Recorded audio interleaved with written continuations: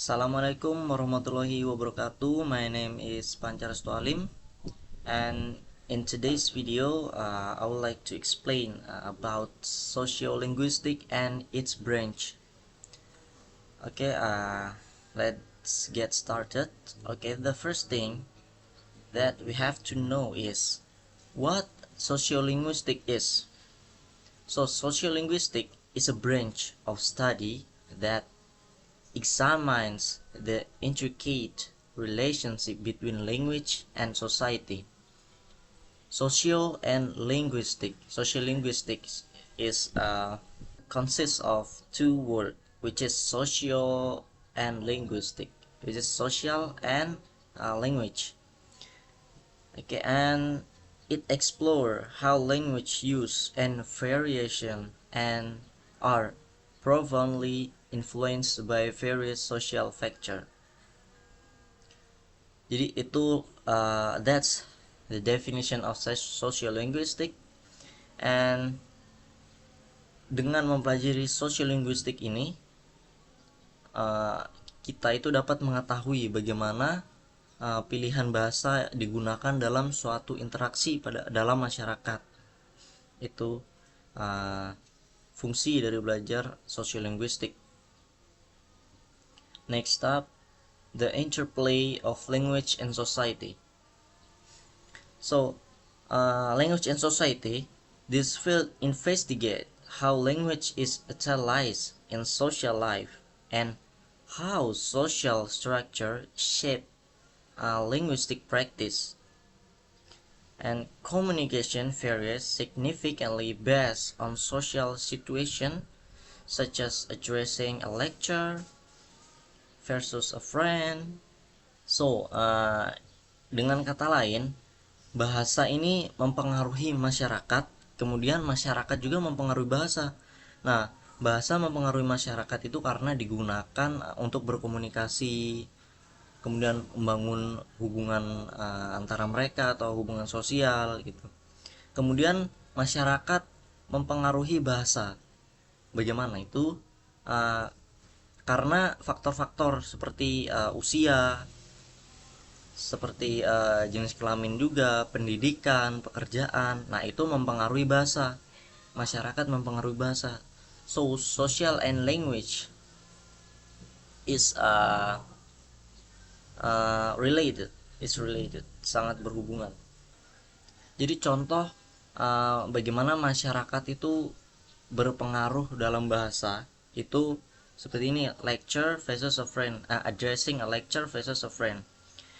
Ketika kita ngechat dosen itu pasti pakai bahasa formal. Misalkan ngechat minta maaf, my apologize to the mistake gitu.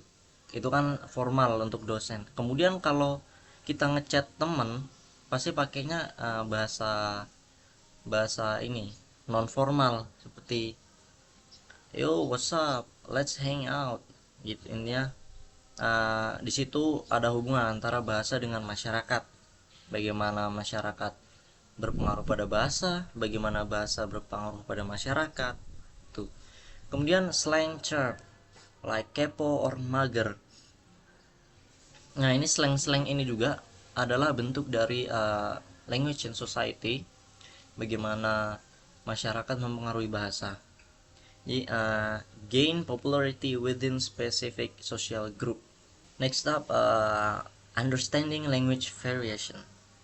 Language variation refers to the diverse way language is employed based on the speaker. Factors such as social status, individual characteristic, and cultural background influence these variations. Jadi language variation ini atau variasi bahasa ini muncul karena pengaruh berbagai faktor seperti status sosial atau social status, individual characteristic, and cultural background, age. Itu juga faktor-faktor yang mempengaruhi variasi bahasa. bisa juga ini wilayah atau region. Due to those factor, language can be vary. Jadi karena faktor-faktor tersebutlah bahasa ini menjadi bervariasi. Ini ada contohnya, for example, the Indonesian word saya has variants like aku or gue depending on region and context. Jadi ini ya, satu bahasa ini bahasa Indonesia saya, dia akan bervariasi karena adanya faktor tadi, yaitu faktor kalau di sini contohnya di faktor region atau wilayah. Dia bahasa Indonesianya saya, kemudian kalau mungkin di wilayah Jakarta aku or gue itu. Jadi bahasa menjadi bervariasi. Next up, language varieties. Language varieties are different forms of language used by particular groups of people or in specific situation. So language variation itself has several types. Uh, there are 5 types here. The first one is dialect. A language, a variety based on a geographical region, such as the Makassar or Jakarta dialect. Jadi simpelnya dialek itu adalah how someone or community, kelompok orang berbicara dalam bahasa yang sama, tapi dengan kosakata, kemudian tata bahasa dan pengucapannya atau accent itu yang khas dan berbeda dari kelompok lainnya. Nah, itu dialek. Ya meskipun menggunakan kosakata yang baru atau kata kosakata yang berbeda, tata bahasa yang berbeda dengan kelompok lainnya, tapi orang-orang pada kelompok lainnya itu tetap mengerti, tetap saling memahami maksudnya. Tapi jika perbedaan kosakatanya itu sudah terlalu jauh, sudah terlalu berbeda dari bahasa, misalkan pakai bahasa Indonesia. Kalau misalkan dialek Jawa, di dialek Jawa itu diubah kan kosakatanya, tapi kosakatanya itu diubah terlalu berbeda dengan bahasa Indonesia. Nah, itu bukan dialek namanya, itu ya bahasa yang berbeda. Contohnya di dialek di Mataram itu contoh dalam bahasa Indonesia itu kan ada kata apa. Kemudian di dialek di Mataram itu ada diganti jadi opo. Nah, opo itu kan masih bisa dimengerti lah oleh kelompok lain. Kemudian ada kata siapa menjadi sopo. Nah, itulah dialek. Okay, next up, sociolek. A language variety influenced by social groups like teenager slang. Kalau tadi di dialek itu adalah pengaruh atau ciri penggunaan bahasa berdasarkan region atau wilayah, dia lebih luas. Nah, sosiolog ini lebih sempit lagi, dia penggunaan bahasa atau ciri bahasa dalam suatu kelompok sosial. Nah, itu. Jadi sosiolog itu adalah variasi yang digunakan oleh sekelompok orang, ya, seperti tadi, berdasarkan latar belakang sosial mereka. Jadi bukan karena faktor tadi ya, faktor wilayah tadi, bukan, karena ini lebih kecil lagi dia jangkanya lebih kecil lagi. Jadi jika tadi yang saya sebutkan, kalau dialek itu dibedakan oleh di mana seorang itu tinggal. Nah, kalau sosiolek ini dibedakan oleh siapa orang tersebut dalam masyarakat.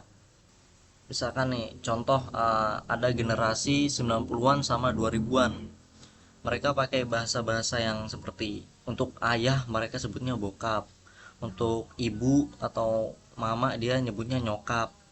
Kemudian kayak ada kata yoi, itu kata-kata begitu. Nah, itu penggunaan bahasa pada kelompok generasi 90-an sama 2000-an itu.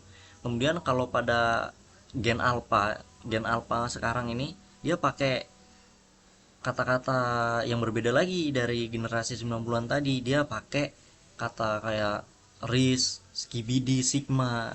Itu itulah sosiolek. Jadi perbedaan penggunaan bahasa berdasarkan kelompok kelompok masyarakat. Next up ada idiolek, an individual's unique way of using language or distinctive speaking style. Jadi untuk idiolek ini adalah ciri khas penggunaan bahasa pada perorangan, pada individu per individu. Kalau tadi sosiolek itu kan per kelompok. Nah, kalau ini per individu. Misalkan ciri khas seseorang dalam penggunaan bahasa. Jokowi. Jokowi itu kan kalau pakai bahasa dia kalau dia berbicara dia kan kayak lambat. Itu kan. Misalkan ya saya juga manusia makan nasi. Nah, itu ciri khasnya dari dia. Nah, itulah idiolek. Kemudian ada register, a language variety associated with specific field of professional like medical terminology. Jadi register ini sebuah variasi bahasa yang digunakan berdasarkan situasi, berdasarkan tujuan komunikasinya juga.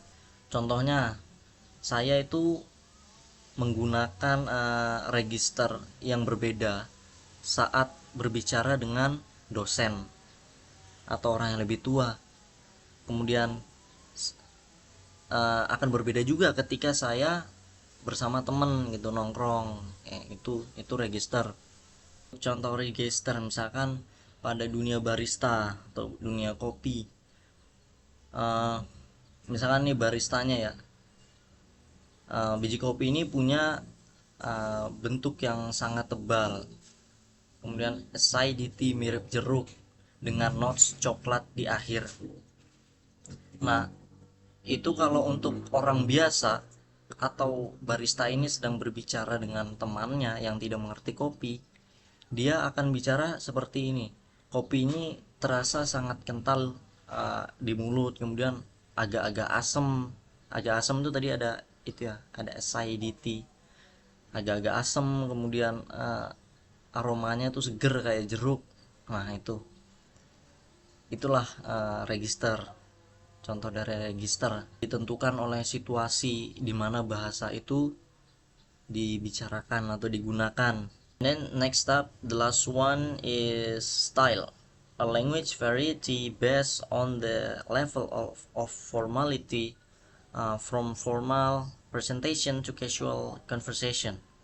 Jadi kalau register tadi ya, register itu dia fokusnya kan pada situasi, intinya di mana bahasa itu digunakan gitu.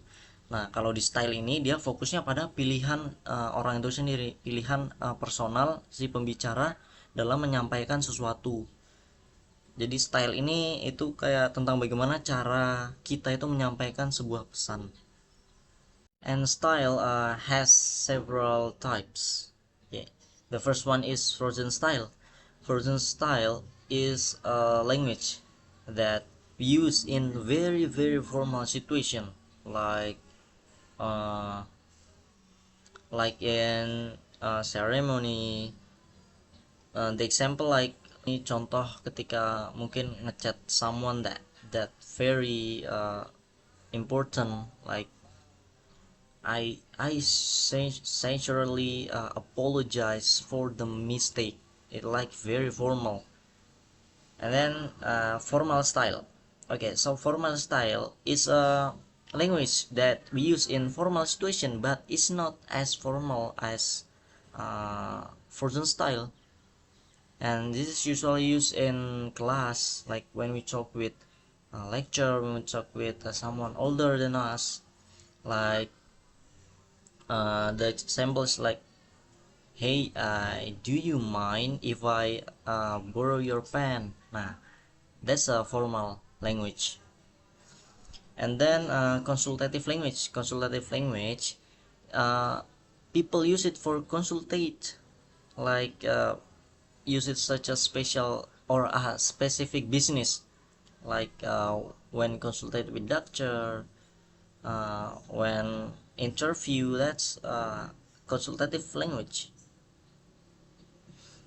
And then intimate style. Intimate style is language that people use when they has really close relationship with other speaker.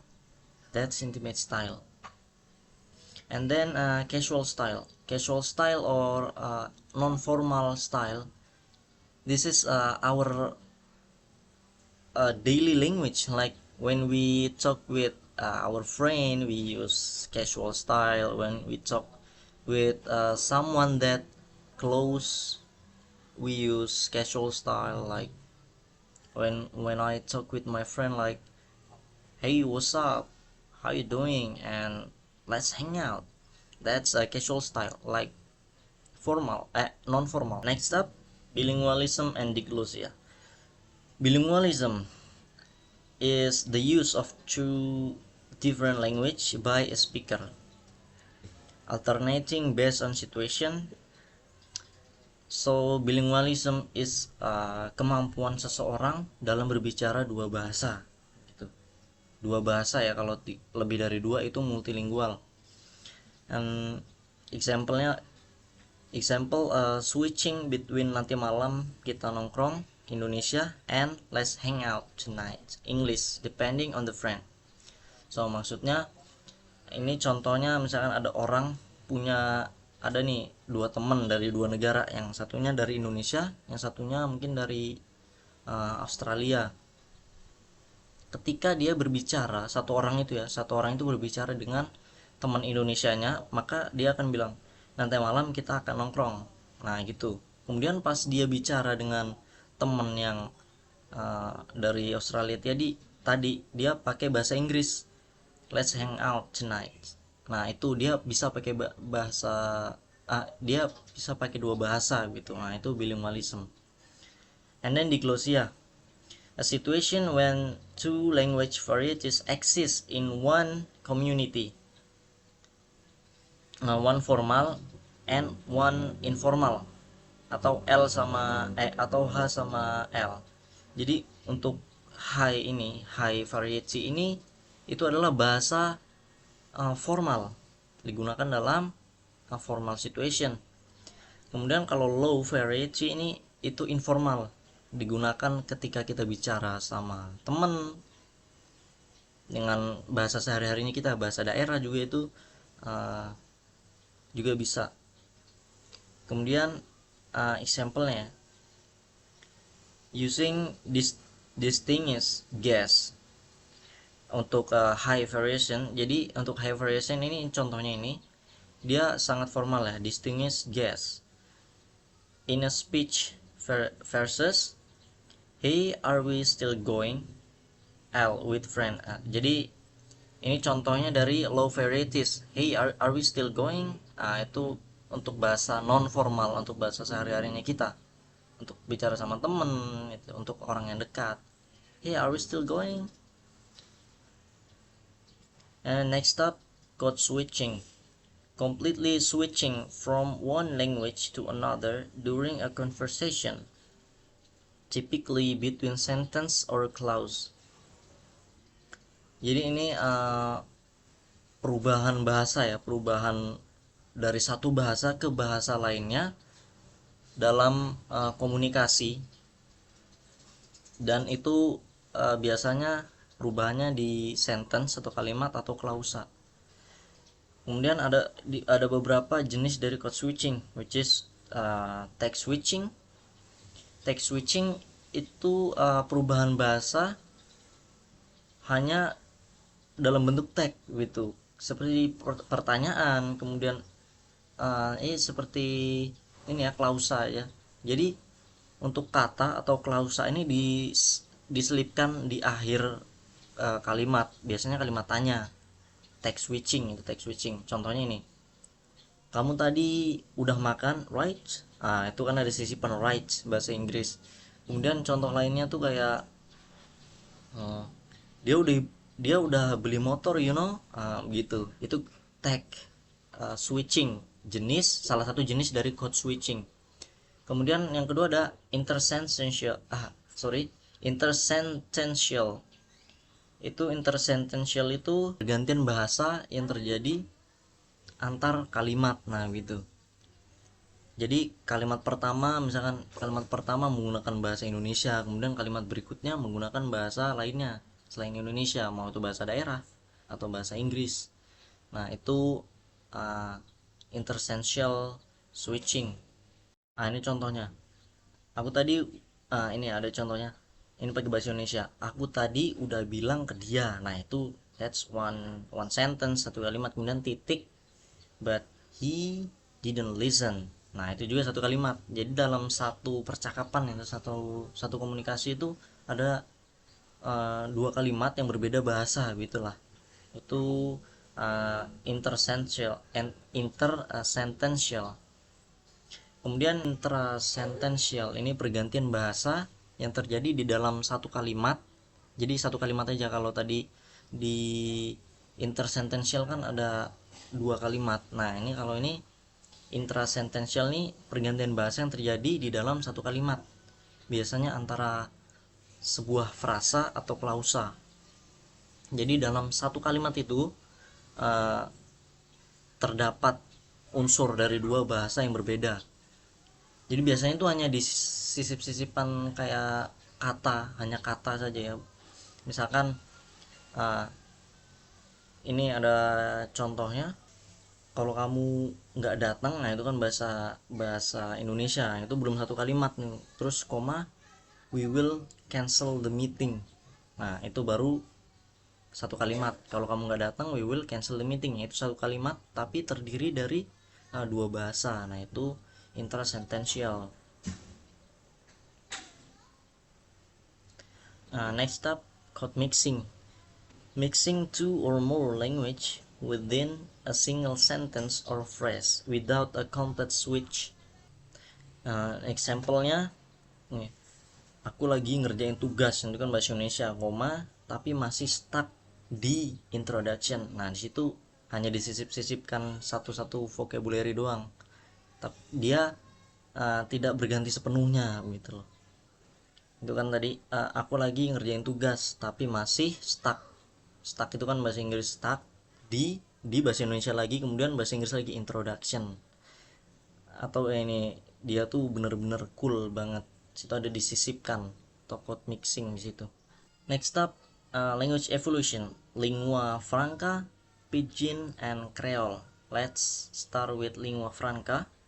A common language used for communication between people with different native language, bringing communication gaps.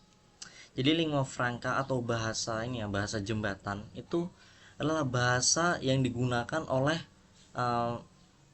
orang yang berbeda bahasa ibu. Contoh example. Saya kan dari Indonesia. And then I meet, let's say, people from China. I meet with people from China, and then we don't know our native language. Dia nggak tahu bahasa Indonesia, saya nggak tahu bahasa Cina. Then we have to use English, because English is lingua franca internasional gitu. Intinya karena bahasa Inggris ini bahasa internasional, baik saya maupun dia mengerti gitu. Kalau di Indonesia lingua franca nasionalnya kita itu bahasa Indonesia. Saya orang Jawa misalkan, kemudian bertemu dengan orang di luar Jawa, nggak mungkin saya pakai bahasa Jawa, kan harus pakai bahasa Indonesia. Itu lingua franca. And then pidgin, a simplified language developed when speakers of different language need to communicate, often in trade context. Jadi pidgin ini adalah bahasa yang tidak memiliki native speaker, tidak memiliki native speaker.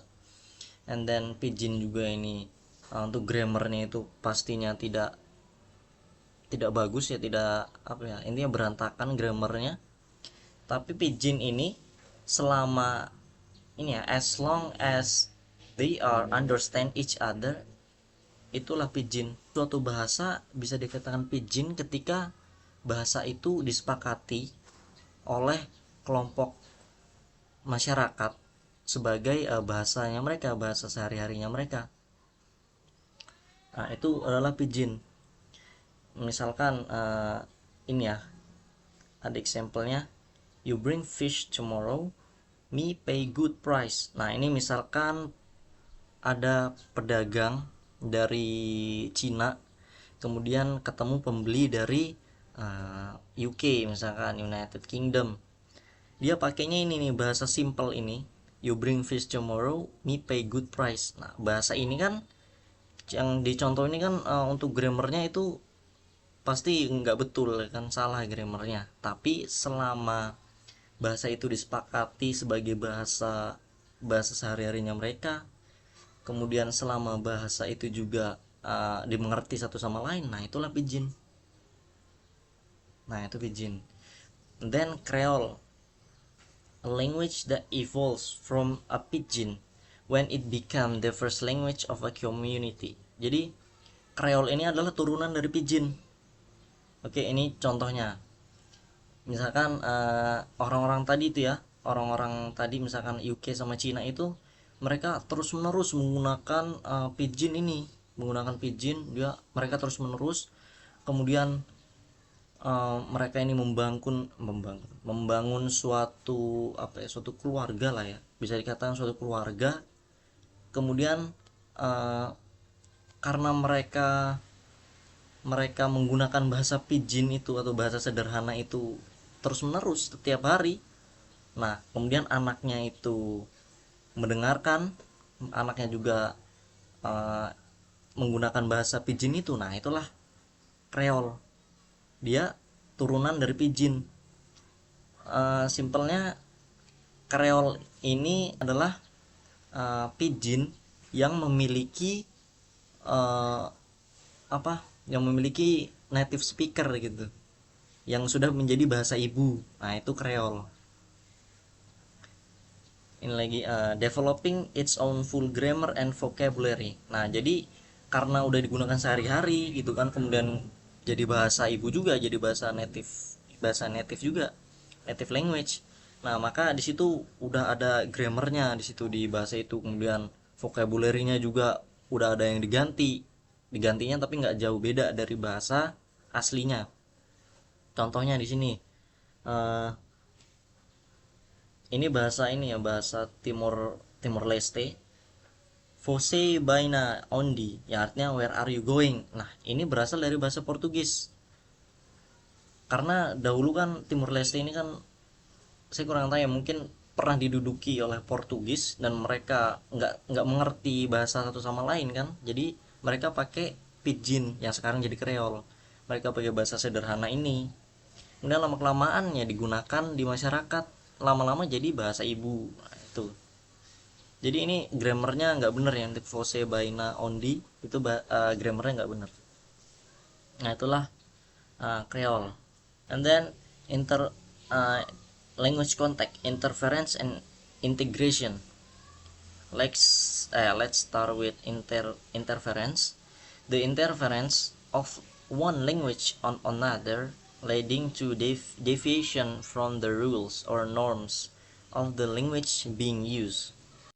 Jadi interference ini mengaruh satu bahasa terhadap bahasa lain, sehingga muncul bentuk bahasa yang menyimpang atau bahasa yang salah lah, bahasa yang di luar dari kaidah berbahasa gitu. Misalkan pengaruh bahasa Indonesia ke bahasa Inggris, pengaruh bahasa Indonesia ke bahasa Inggris. Contohnya itu ini ada nih, my friend very smart. Nah, kan grammarnya kurang benar. Kenapa? Karena dipengaruhi oleh bahasa Indonesia tadi. Nah, ini juga I and my brother went to school. Nah, ini juga grammarnya kurang benar. Harusnya kan my brother and I went to school. Nah, ini adalah interference, yaitu pengaruh bahasa lain, bahasa satu ke bahasa lainnya, itu yang menyebabkan kesalahan gitulah. And there integration, the process where foreign linguistic elements are absorbed and accepted into a language, becoming part of its lexicon. Jadi integration ini adalah suatu proses ya, proses masuknya bahasa asing ke bahasa, misalkan masuknya bahasa Inggris ke bahasa Indonesia ke suatu masyarakat. Kemudian itu disepakati, bahkan masuk ke dalam kamus bahasa itu sendiri. Contohnya ini, komputer. Komputer itu kan dari bahasa Inggris, tapi dalam bahasa Indonesia digunakan diubah jadi komputer. Nah, itu. Atau television, dia jadi televisi. Jadi itulah pengaruh masuknya bahasa lain ke suatu masyarakat gitu, atau suatu ya bahasa. Contoh lainnya ada handuk atau kulkas. Handuk ini itu dulu adalah bahasa Belanda, tapi diserap ke bahasa Indonesia ya jadi handuk. Tulisannya kalau dalam bahasa Belanda itu handoek, tapi kalau dalam bahasa Indonesia sekarang handuk. Kemudian ada kulkas. Kulkas juga itu itu dari bahasa Belanda gitu. Jadi disepakati untuk bahasa itu dalam suatu masyarakat. Maybe that's all from me about sociolinguistic and its branch, and I hope you guys understand my explanation, and I'm sorry if there's noise everywhere. Okay, I will end this presentation by saying wassalamualaikum warahmatullahi wabarakatuh.